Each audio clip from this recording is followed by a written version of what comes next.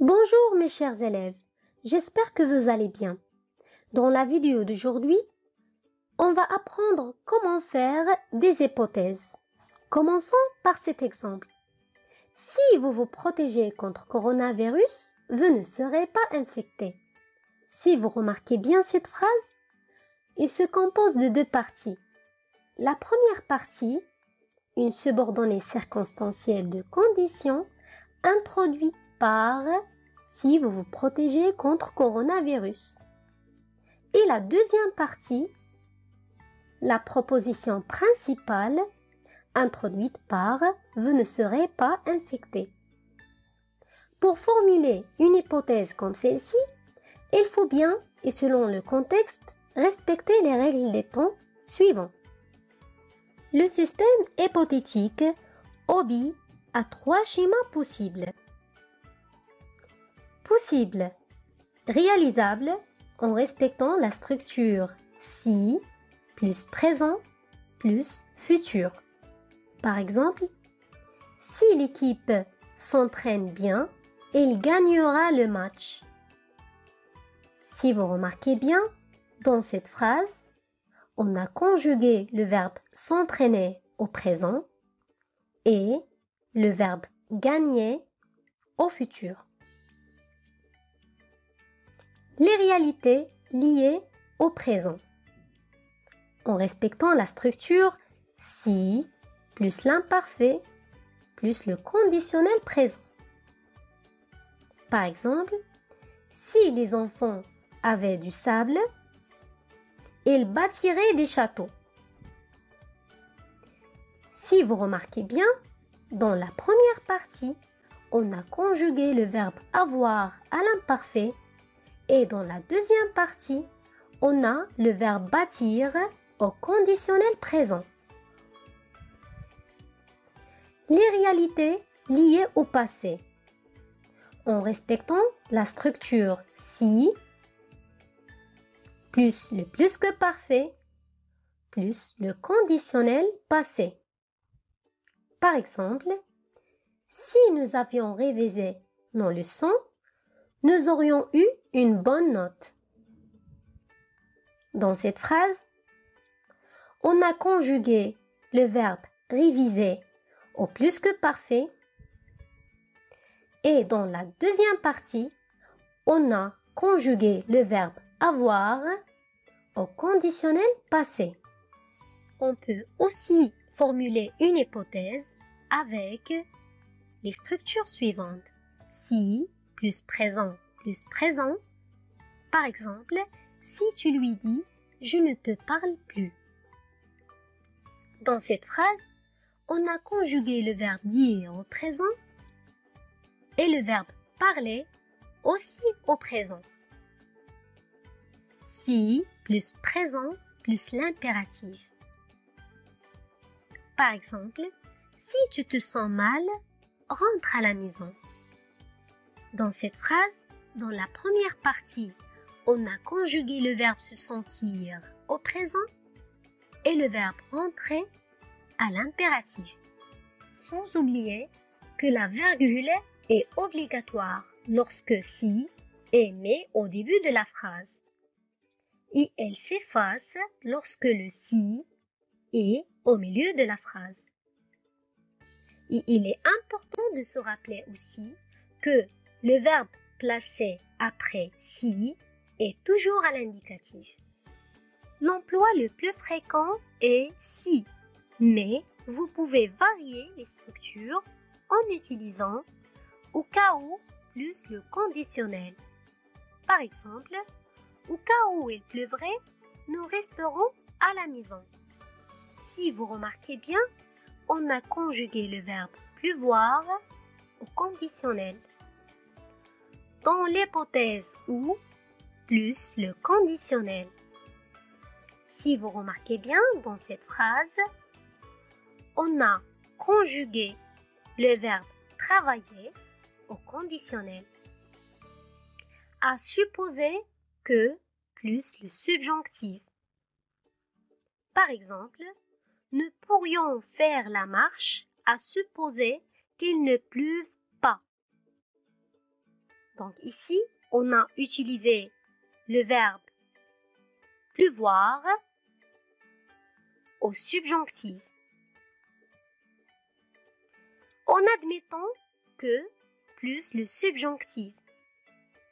Par exemple, en admettant qu'il dise la vérité, lui pardonnerais-tu?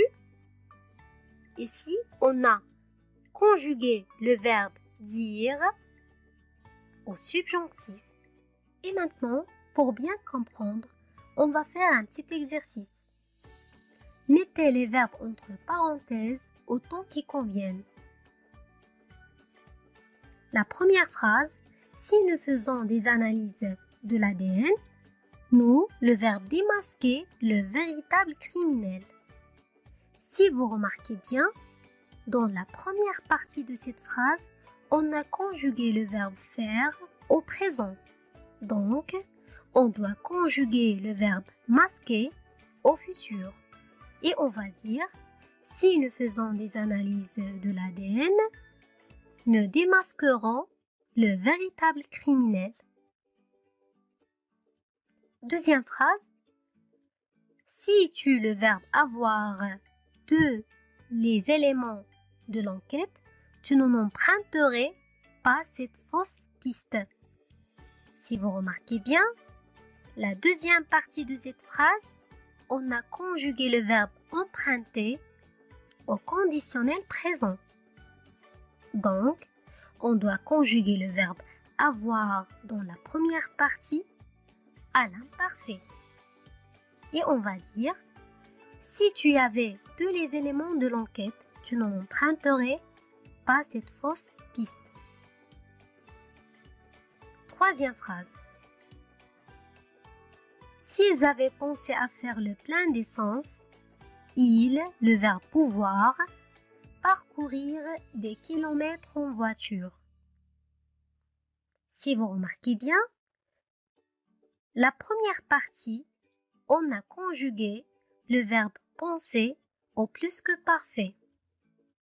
Donc, selon la règle, on doit conjuguer le verbe pouvoir au conditionnel passé. Et on va dire, s'ils avaient pensé à faire le plein d'essence, ils auraient pu parcourir des kilomètres en voiture. La phrase suivante. Si j'étais magicien, le verbe changer le monde. Dans la première partie de cette phrase, on a le verbe être à l'imparfait. Donc, selon la règle, on doit conjuguer le verbe changer au conditionnel présent. Et on va dire, si j'étais magicien, je changerais le monde. La phrase suivante. Si la femme acquiert tous ses droits, elle, le verbe être, l'égal de l'homme. La première partie de cette phrase, on a le verbe acquérir au présent. Donc, on doit conjuguer le verbe être dans la deuxième partie au futur. Et on va dire, si la femme acquiert tous ses droits, elle sera l'égal de l'homme. La phrase suivante. Si l'automobiliste, le verbe faire attention, elle n'aurait pas eu un accident. Dans cette phrase, on a le verbe avoir au conditionnel passé dans la deuxième phrase. Donc, on doit conjuguer le verbe faire au plus que parfait. Et on va dire,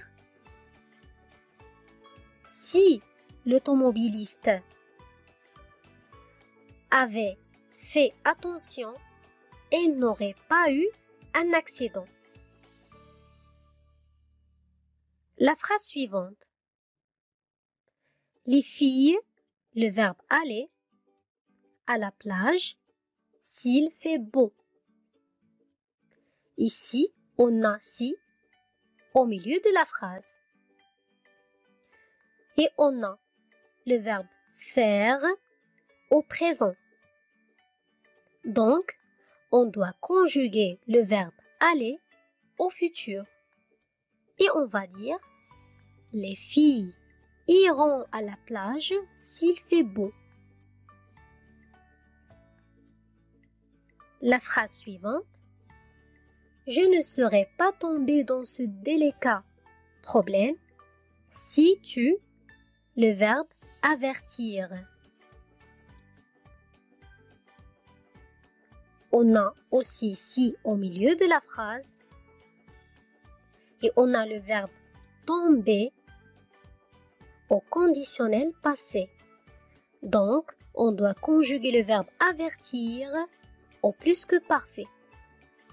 Et on va dire je ne serais pas tombée dans ce délicat problème si tu m'avais averti.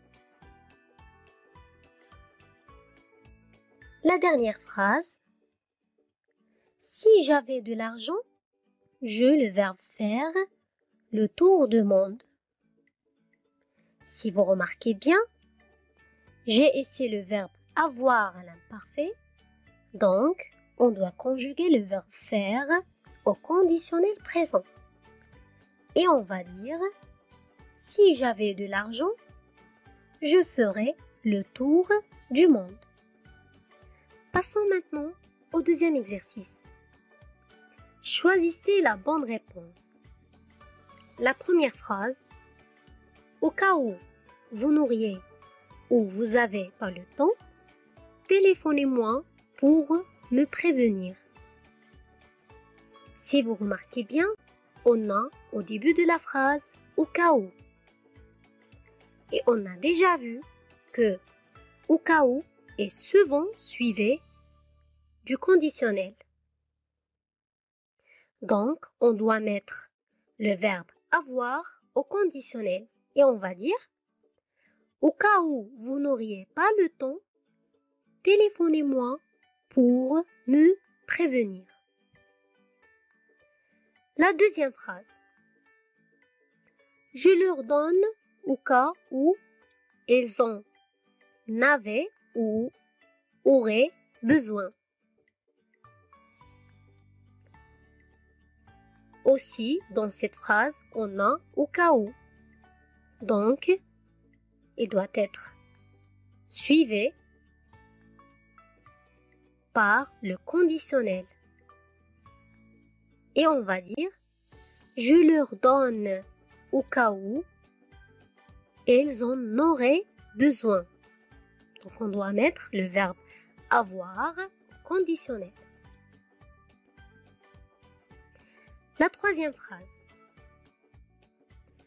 Dans l'hypothèse où vous pourriez ou pouvez venir, je vous laisse un plan.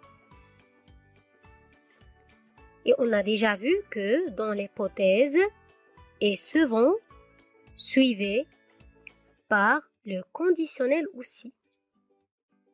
Et on va dire dans l'hypothèse où vous pourriez, le verbe pouvoir au conditionnel, où vous pourriez venir, je vous laisse un plan. La phrase suivante.